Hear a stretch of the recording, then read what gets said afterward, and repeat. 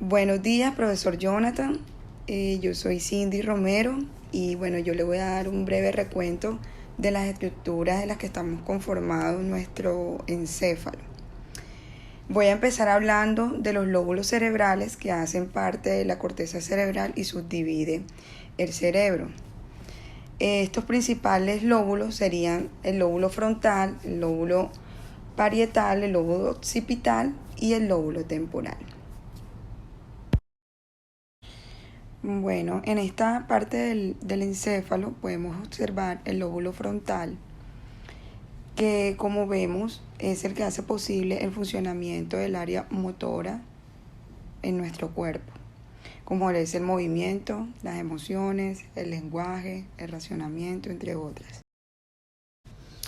Aquí en esta parte podemos observar el lóbulo parietal, el cual hace posible todas las funciones del área sensorial.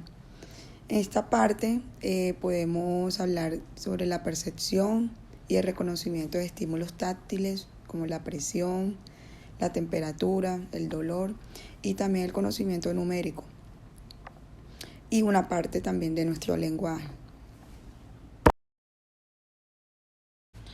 Y aquí en esta parte inferior de nuestro encéfalo podemos observar el lóbulo temporal, donde se hacen las funciones del área auditiva, que también tiene que ver con la percepción y el reconocimiento de estímulos auditivos y olfativos. Y también lleva a cabo el funcionamiento del equilibrio y la coordinación de nuestro cuerpo. Y finalmente se puede observar, por último, el lóbulo occipital, que se ve en esta parte del encéfalo, en la parte cercana del cerebelo, y este hace posible el funcionamiento del área visual, el cual tiene que ver con la percepción, la interpretación de estímulos visuales y también con el reconocimiento espacial de nuestro cuerpo. Bueno, como ya antes mencionado, las estructuras de nuestro encéfalo que hacen parte de la corteza cerebral, también hay dos principales cisuras que son muy importantes para el buen funcionamiento de los lóbulos. Está la cisura de Rolando y la cisura de Silvio. Esta cisura de Rolando, como la vemos aquí en la parte superior, es la que separa el lóbulo frontal del lóbulo parietal. Y la cisura de Silvio se encarga de separar el lóbulo temporal del lóbulo frontal y parietal. Bueno, una de sus funciones principales es facilitar la comunicación entre los lóbulos para poder desempeñar sus funciones. Bueno, y esta siguiente estructura que voy a explicar un poco está conformada por las estructuras del diencéfalo, el mesencéfalo y el tallo encefálico. Voy a comenzar con el diencéfalo, que se encuentra ubicado en la parte interna de los hemisferios cerebrales y está conformado por el tálamo, hipotálamo, subtálamo, epitálamo y la glándula espinal. Estas estructuras en las que el siguiente diapositiva explicaré son las estructuras principales para que se haga el buen funcionamiento de nuestro sistema nervioso central y se puedan hacer todas las conexiones hacia nuestro cuerpo.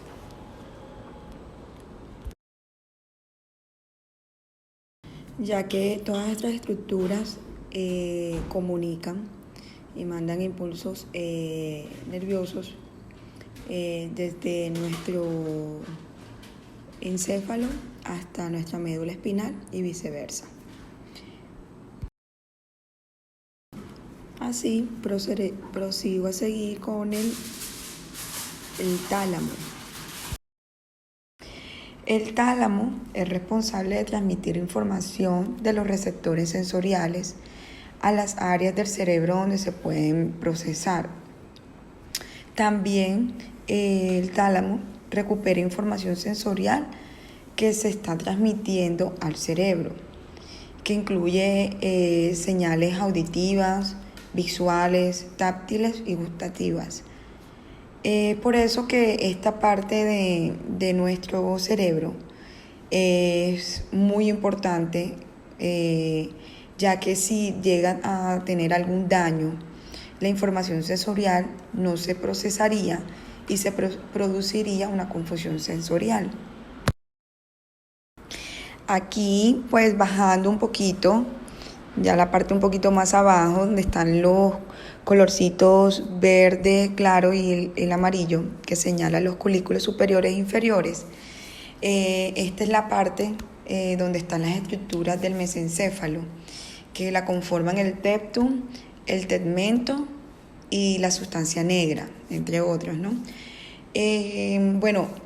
Quiero pues hablarles un poco de lo que es el tectum, porque es importante saber de que el tectum está conformado por estructuras llamadas colículos, que serían en este caso los colículos superiores y colículos inferiores.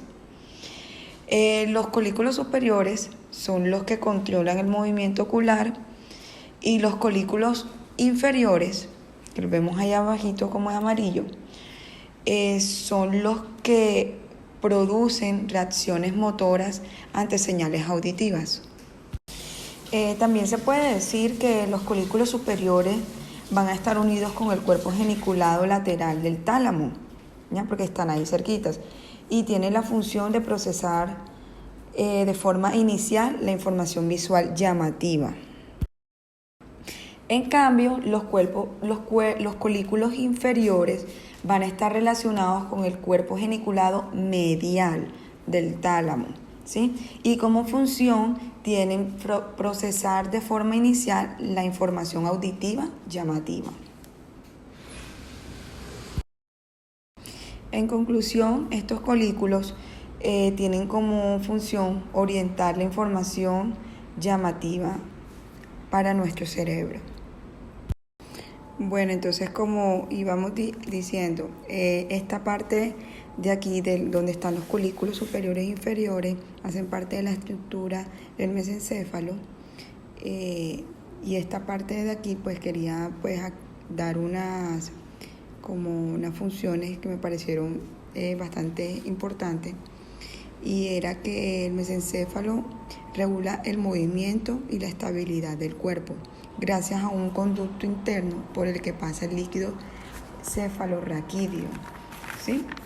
Así como el proceso visual y también el auditivo. Entonces, por eso esta parte también es muy importante, porque lleva toda esa parte de procesamiento visual y el procesamiento auditivo. Otra de las funciones así principales es que transmite la información motora y sensitiva. Sabemos que colabora con el despertar de cada individuo.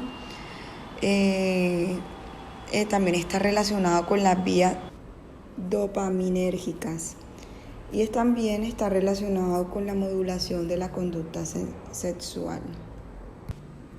En esta parte, donde vemos que está coloreado de rojo, se encuentra la protuberancia, la cual tiene la función vegetativa.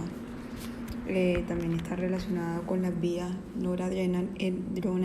noradrenérgicas, que contiene un núcleo que va a producir noradrenalina.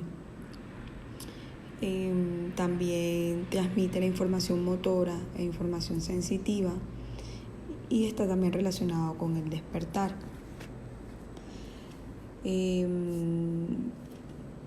También otra de las funciones puede ser el procesamiento de la información vestibular. Esto lo que es la protuberancia. Si vemos más abajo, donde está el puente de Barolio, está coloreado como de fucsia, de aquí comienza la estructura se le llama el tallo cerebral, que está conformado por varias estructuras también. El puente de Barolio es la porción del tronco del encéfalo que se ubica entre el bulbo raquídeo y el mesencéfalo. Tiene como función conectar la médula espinal y el bulbo raquídeo con las estructuras superiores, como el hemisferio del cerebro y el cerebelo.